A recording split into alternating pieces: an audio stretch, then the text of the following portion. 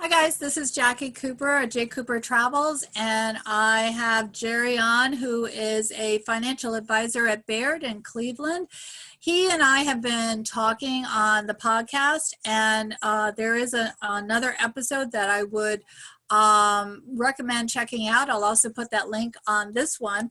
This part of the podcast is actually about something that's close to my heart. It's about travel, because I've been in the travel space for professionally for over 4 years, but personally I've traveled for over 20 years. So again, I love going to new places to discover, to meet new people, see new sites. Last November, I went to China with my daughter. That was on my bucket list. We saw the Great Wall.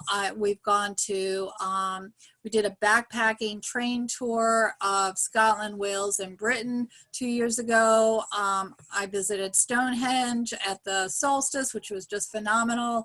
We've gone to Europe. All using I Go for Less, which is one of the platforms that I share. Jerry, I know you've traveled and I know you have bucket lists. Tell me, what was your favorite place that you've gone and where do you want to go next? Yeah, and Jackie, I absolutely love your travel podcasts and the tips that you give. It's a lot of fun. Thank you. So my wife and I have really gotten into the ancestry DNA. So that's really a bucket list. So for me, it turns out I'm very much Polish, which I wasn't surprised at, knowing my family. But the ancestry test actually confirmed that. So that is absolutely one of my bucket lists. I like to visit, where my great grandfather and grandmother are from in Poland. So I would love to be able to do that one of these days. And it's similar for my wife. And you actually mentioned her ancestry. That was your backpacking tour. So it turns out she's Scottish, English, and Welsh. So that is actually probably the next trip we are going to do. I don't think we're going to backpack, maybe a little too adventurous for us, but it looks so beautiful. When you look at that area, well, obviously England has the history with the royal family, and then you get out into Wales and Scotland, it just looks gorgeous. So that's probably our next trip. It is definitely gorgeous. One of the things that I learned by taking the train is that when you look at a map, it looks so close, but really it's very far apart. Wow. So there is, and there's such a change of scenery. I mean, we went from the flat city to, and I'm probably not going to even say all the correct, nomenclature for the geography, but we went through the highlands, we saw the lakes, we saw the mountains, we saw the grasses, we saw the industrial places, and we did a whole loop around. So we started in London, we went north, we went around, but we gave ourselves enough time. So when we were talking to people on the train, which was always a great way to meet people, they would say, well, you should go here or here. So we didn't pre-book some things. I only booked the hotel when we flew in and the hotel when we flew out. So when we were told, well, you should go to the town, which the name is escaping, Fort Williams, I think, which is where the train is that you would take that Harry Potter filmed on. Oh, That right. so we tried to call to get the tickets, and they said, well, you have to get there 2 hours prior. So we got there 4 hours prior because we wanted to get on the train. Mm-hmm. But it was like it was almost 2.5 weeks of flexible travel. Wow. It was delightful. Well, that actually sounds like a great tip you just gave me right there. That actually sounds like something maybe we should consider. Because what a great way to do it, it sounds like. Yeah, and one of the things that we were able to do is on the I'll Go for Less platform, it's a live platform. So when we decided to go from Oxford to another city, we would look on the platform and see, okay, what hotel, what's open, because you can save, for those that don't know, you can save up to 35%. And we were able to book right then. the next place that we wanted to go to.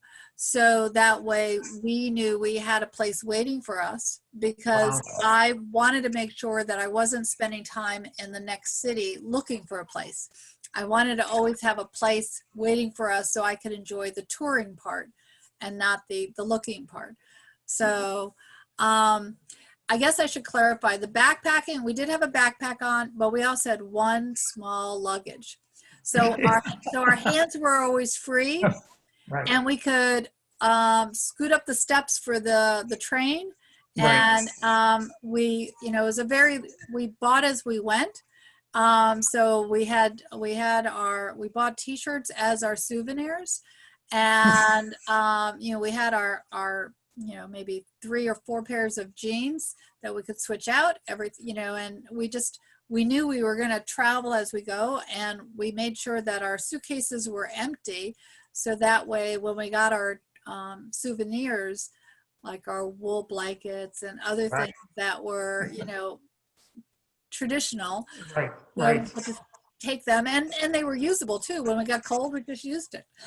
Oh, that's a great idea. Well, I'm definitely going to check that out. That sounds like an ideal trip you took, and I'm definitely going to look at how we can make that happen. I remember, and I know everyone, the link for the Go for Less will be on the bottom of this. And I just want to mention, Jerry's also involved with the Rotary. Mm-hmm. The Rotary is international. And Yes. when I was traveling, I actually looked up different, even though I'm not currently a member, but I did look up different Rotary clubs, because I know that they do allow guests at times to visit. Mm-hmm. And I also knew that if we had the time, it'd be fun for me to introduce my daughter to an international Rotary. Do you want to talk anything about that? Oh, I love that, Jackie. So I actually have been to some international Rotary clubs in my travels, and everybody is so welcoming. It's yes. and I was Rotarian, but even if you're not and that's what we call ourselves, Rotarians. Even if you're not a Rotarian, we love to have guests. So in fact, today at our virtual Rotary meeting, we had a virtual Rotary luncheon today. We actually had a guest from Australia. Oh, wow. Yeah, so she actually logged in to our club meeting from Australia. And we were all so excited to have her. She was excited to be part of Cleveland Rotary today. And it's like that anywhere. So that is a great idea. Yeah. If you're traveling and you see a sign for a Rotary Club and you can do it, definitely check it out. Yeah, for sure. Well, thank you so much for being on the travel part of of our podcast. And I'm just going to put in one other plug for the podcast. There are 2 other podcasts that are also launching, and that everyone needs to be aware of. I've started a virtual Cooper virtual career day. And so if you're a family, if you know a school, or if you're even a business person that you want to be interviewed to show others how to enter your career, there'll be information on the podcast blog, so you can do that. And I know Jerry is also going to be doing an interview for a virtual career day. And then the other launch of another podcast is Love Scotland Travel. I have a business associate, Yvette McDonald, who's over in Scotland. And a lot of the businesses, just like here, have been affected by COVID. And so the purpose of the Love Scotland Travel is actually to highlight all these wonderful small businesses, as well as to feature attractions and places that you can go to enjoy Scotland and off the beaten track, because sometimes you don't always know about those things. That is great. So thank you so much, Jerry. I look forward to talking to you again. Yeah, thank you, Jackie.